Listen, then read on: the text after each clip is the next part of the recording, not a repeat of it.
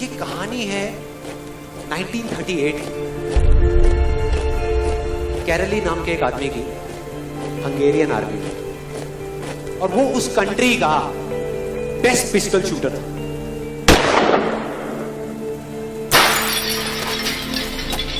जितनी भी national championships हुई थी उस कंट्री में, उसको वो जीत चुका था।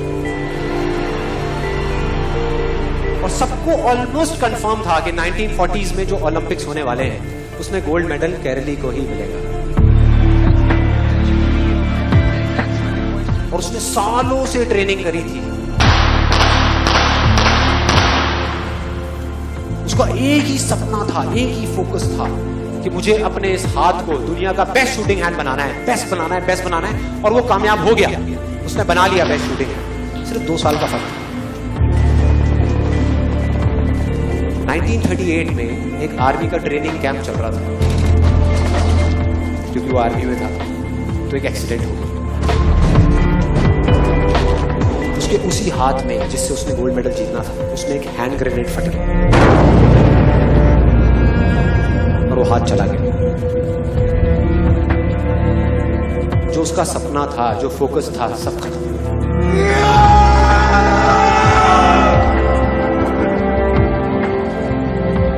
उसके पास 2 रास्ते थे। एक तो ये कि वो बाकी की पूरी जिंदगी रोता रहे और कहीं जा करके छुप जाए,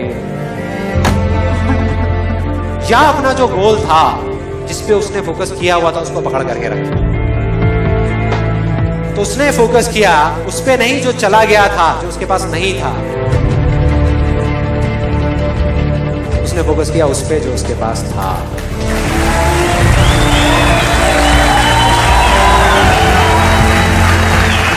जो उसके पास था, और क्या था उसके पास में? एक लेफ्ट हैंड,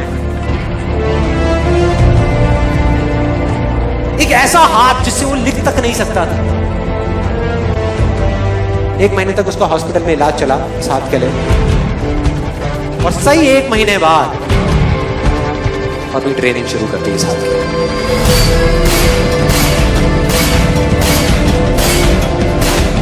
ट्रेनिंग के 1 साल बाद, मतलब कि 1939 में वो वापस आया। नेशनल चैंपियनशिप्स हो रही थी वहीं पे हंगरी में, और बाकी भी बहुत सारे पिस्टल शूटर्स थे वहां पे। उन्होंने जा करके उसको कांग्रेचुलेट किया।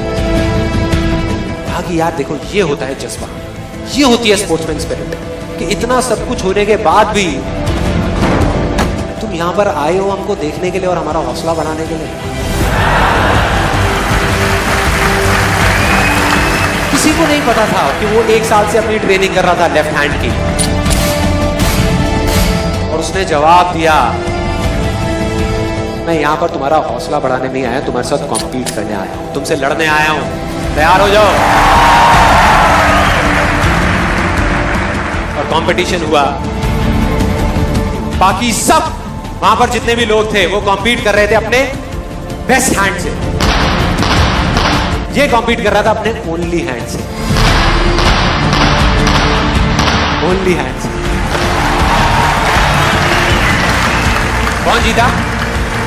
The man with the only hand, Kairali जीत गया। लेकिन वो यहां नहीं रुका। उसका गोल क्लियर था कि मुझे इस हाथ को इस कंट्री का नहीं, इस पूरी दुनिया का बेस्ट शूटिंग हैंड बनाना है।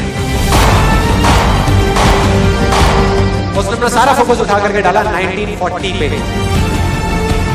जब ओलंपिक्स होने वाले थे। लेकिन 1940s के ओलंपिक्स कैंसिल हो गए वर्ल्ड वॉर की वजह से।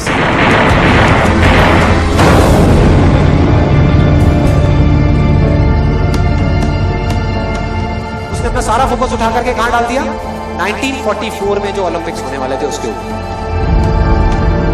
और 1944 में जो ओलंपिक्स होने वाले थे वो भी कैंसिल हो गए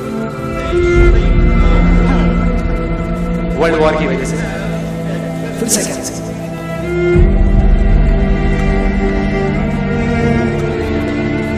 उसने अपना सारा फोकस उठा करके डाल दिया 1948 के ओलंपिक्स में। 1938 में उसकी एज थी 28 साल, 1948 में उसकी एज हो चुकी थी 38 इयर्स। और जो यंगर जो प्लेयर्स आते हैं निकल करके, उनसे कॉम्पीट करना मुश्किल होता चला जाता है। लेकिन मुश्किल नाम का ये वर्ड था ही नहीं उसकी डिक्शनरी में। वो गया, पूरे वर्ल्ड के बेस्ट शूटर्स आए हुए थे जो अपने बेस्ट हैंड से कॉम्पीट कर रहे थे, और ये अपने ओनली हैंड से कॉम्पीट कर रहा था। और कौन जीता? The man with the only hand.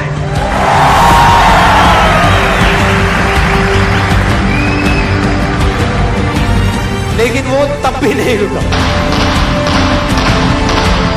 1952 Olympics, दोबारा कॉम्पीट किया उसने, और इस बार गोल्ड मेडल कौन जीता? गैरन ली। 4 साल बाद दोबारा से, और पूरी की पूरी हिस्ट्री को बदल करके रख दिया ओलंपिक्स।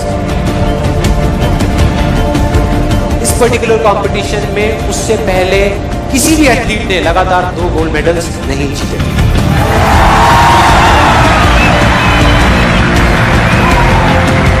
अब किसी भी लूजर के पास चले जाओ, उसके पास लिस्ट होगी बहानों की कि मैं इस वजह से फेल हुआ अपनी लाइफ में, इस वजह से मैं कुछ नहीं कर पाया। बहुत लंबी लिस्ट है।